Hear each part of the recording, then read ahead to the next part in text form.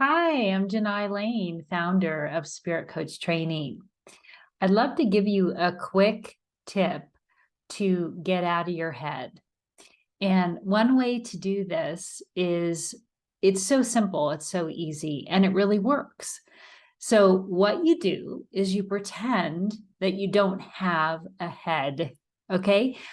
What I notice as an intuitive is that when I see people where their energy is located, it's generally in the head or around this area. Generally, their consciousness is focused here, right? We're generally focused in our mind and our thoughts. And what happens if you imagine for a minute that you actually don't have a head? This part, from the neck up is gone. What tends to happen, and you can do this with your intention, is to drop down into the sacred heart, into the high spiritual heart, where your wisdom is, where your truth is, where you can begin to perceive more from the perspective of unity and less from the perspective of polarity, which is where the mind is, good, bad, right, wrong, all of these things that put us in polarity. And so what you do now, you can try this with me for a minute. It just takes a second, is that at the count of 3, you're going to imagine that from here up disappears. It's just not there. And allow your consciousness to drop down into the heart.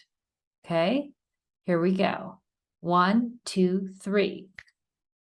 No head. Anchoring into the heart. And you can close your eyes when you do this. It might be helpful.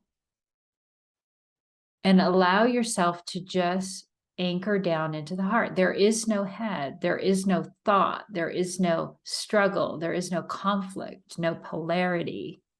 And we're moving into that non-dual place of the heart, the unity that is located there, the vastness.